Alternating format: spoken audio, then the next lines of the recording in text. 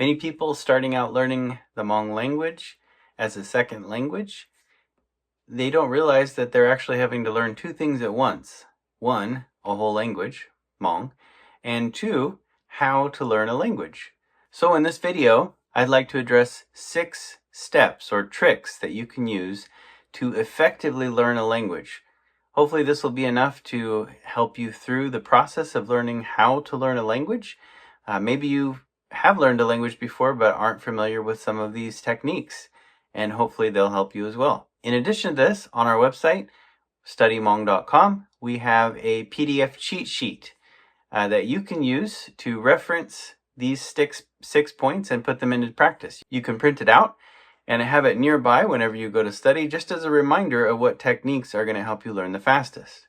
Tip number 1, literacy through listening. In other words, learn to read. Now, this is a hill that I will die on an infinite number of times. There really is a love-hate relationship with the written language in the Hmong community, and there's lots of reasons for that. But the reality is that in any language, literacy is one of the foundations of education. You need to learn to read. Learning to read from the beginning by listening to audio recordings, by listening to audio examples, by listening to having some sort of audio reference will help you make progress quickly. In addition to that, if you become an excellent reader in the language, you don't need someone there, especially with the Hmong language, which has virtually no exceptions in the written language, or practically none. Once you become an excellent reader, you don't need somebody beside you to explain how to pronounce things, to learn new words. In fact, if you pick up books like Daning folk tales that were written many years ago, you can be learning vocabulary from generations past that aren't even around to help. Whereas if you are not literate, you rely on videos, you rely on people that are alive today. So there's a lot more access or paths that open up when you become literate. You start by learning the alphabet, learning the tones, and then practicing them on a regular basis, which we'll get into the next point. In addition to this, you can use things like tone drills, where essentially you have a series of words that are all exactly the same except for the difference in tones, and then you can compare those, how they sound, to identify differences in the sounds.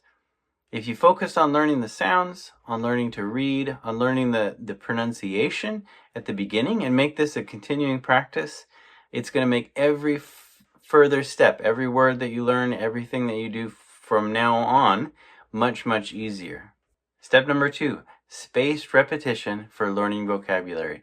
If you're not familiar with this term or precisely what it represents, it is a game changer for learning a language. So it means a couple of things. First of all, taking something like flashcards, taking a set of new vocabulary words, and reviewing those words at spaced intervals. So taking maybe 10 words that are new to you, that you want to learn.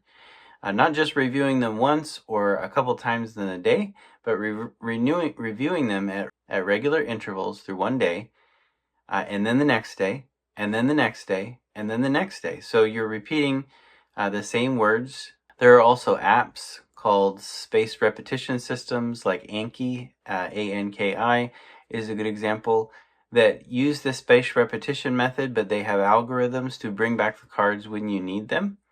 But also, another key factor is quizzing yourself. Active recall is what they call it. So in other words, instead of just looking at the answer, taking, for example, the English word, the word that you already know, and then trying to quiz yourself, guessing what the answer is each time instead of looking at the answer. So trying to guess what the Hmong word is, or looking at an image and trying to guess what the answer is.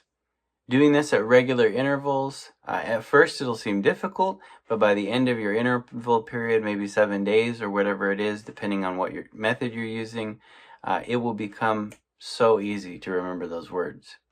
Step number 3, trick number 3. Immerse yourself in daily listening and reading. Look at that, I said reading again.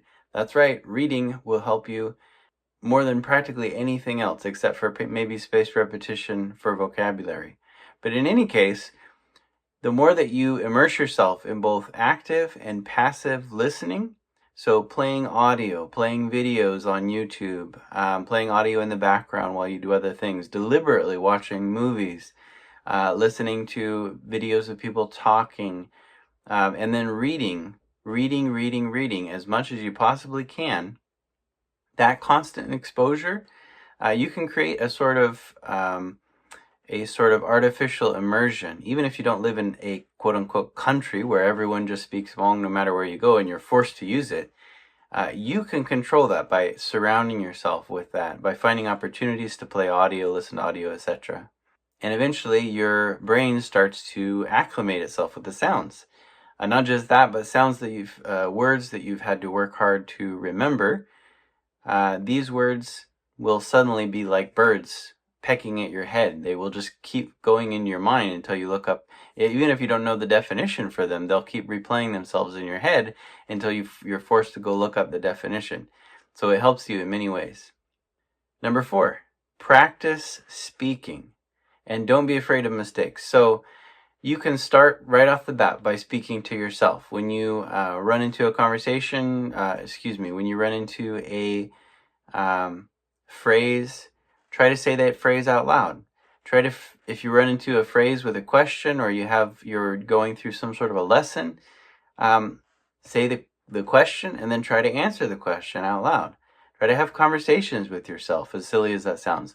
Of course, any opportunity to use that, what you know, with a native speaker or with someone who's willing to talk with you, with a tutor, with anybody really, it's going to improve your memory. My personal experience is that I can practice a flashcard 100 times, and it doesn't equal getting to actually use that in a conversation with somebody just one time. Tip number 5. I heard the illustration that grammar, when you're learning a language, mind you, grammar is like mayonnaise. You may put a thin layer of mayonnaise on a sandwich, but you definitely don't want to make a whole sandwich with just mayonnaise. In the same phrase, don't focus too much on learning grammar, on trying to drill yourself with grammar. That is a path to frustration. Grammar rules can help you here and there. They're kind of like little shortcuts, but typically you want to focus on phrases in context. Again, if you're reading regularly, you're going to be bombarded with grammar. You're going to see the same word order, the same patterns over and over again. And as you do that, they'll start to sink into your mind, especially as you then try to practice speaking. You try to practice using those. That is a much more natural and much easier way to pick up grammar. Again, so grammar through phrases in context, through reading, as opposed to trying to memorize and drill a bunch of grammar rules. Tip number 6 that you can put into practice for memorizing new vocabulary is making use of mnemonics and visual aids. So let's address visual aids really quickly. It's much more effective to look at a picture of a tree and then try to memorize the word in Hmong for tree, as opposed to look at the word tree.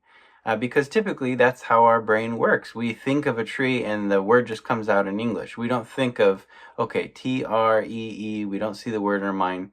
Really, you want to start with that way. So that doesn't always work. There are words that are abstract, but where you can take pictures of nouns or whatever, put those into your flashcards, it's more ideal to do that.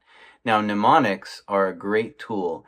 They're a great tool for essentially getting like a foothold on something. A mnemonic essentially works this way. You take something you know, both a concept and a sound, and you use a trick, an association, to connect it with something new.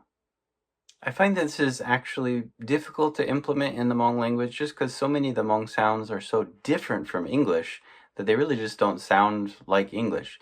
But one example that came to mind, and you could use this, just keep your eye out as you're learning words, to try to find something. So your goal is to make a connection. So for example, the word for bee, like the honeybee, in Hmong is mu, mu.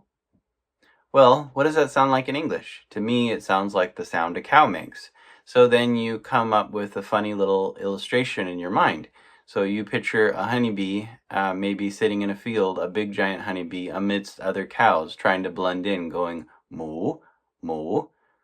Well, it's silly, it paints a picture, and also it connects it to something you already know, which is the sound mu. But because you put that picture in your head of a bee in amongst other cows, now you've connected something you don't know to something you do know. From now on, when you try to think of the word for honeybee in the Hmong language, it should come to you pretty quickly. So when you take the time to make that kind of connection, the sound, the thing you know with the thing you don't, those tricks will give you like a foothold to make it come to your memory much easier. In summary, those are 6 tricks that you can use for quickly learning the Hmong language. So for reference, literacy through listening. In other words, learn to read by listening to audio. 2, use spaced repetition for learning vocabulary. 3, immerse yourself with daily listening and reading. So surround yourself with as much Hmong as possible. 4, practice speaking. Don't be afraid of mistakes. Just jump right in there as soon as you can, as often as you can. 5, grammar. Learn it through phrases in context. Don't drill rules, or at least don't focus on that primarily. And 6, the final one, using mnemonics and visual aids when learning. If you have another tip that's really worked for you, I would love to hear it. Hope to see you soon in the next video.